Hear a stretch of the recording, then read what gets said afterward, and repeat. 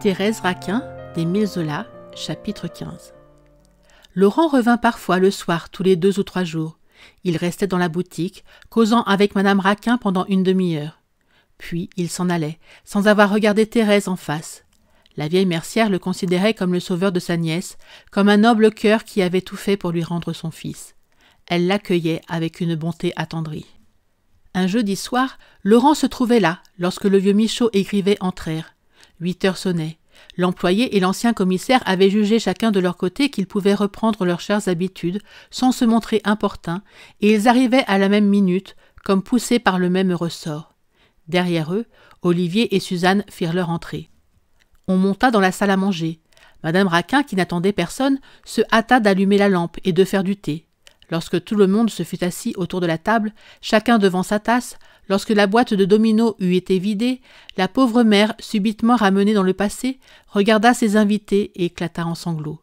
Il y avait une place vide, la place de son fils. Ce désespoir glaça et ennuya la société. Tous les visages avaient un air de béatitude égoïste. Ces gens se trouvèrent gênés, n'ayant plus dans le cœur le moindre souvenir vivant de Camille. « Voyons, chère dame, s'écria le vieux Michaud avec une légère impatience, il ne faut pas vous désespérer comme cela.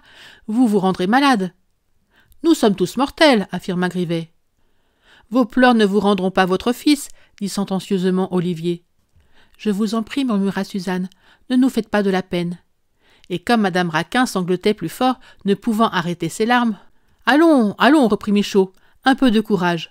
Vous comprenez bien que nous venons ici pour vous distraire. Que diable! Ne nous attristons pas, tâchons d'oublier. Nous jouons à 2 sous la partie. Hein? Qu'en dites-vous? La mercière rentra ses pleurs dans un effort suprême. Peut-être eut-elle conscience de l'égoïsme heureux de ses hôtes.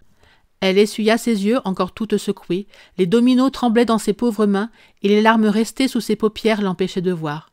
On joua. Laurent et Thérèse avaient assisté à cette courte scène d'un air grave et impassible. Le jeune homme était enchanté de voir revenir les soirées du jeudi.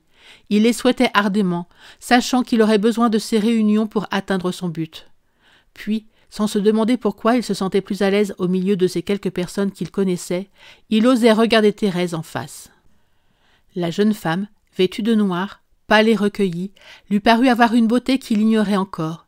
Il fut heureux de rencontrer ses regards et de les voir s'arrêter sur les siens avec une fixité courageuse. Thérèse lui appartenait toujours, chair et cœur.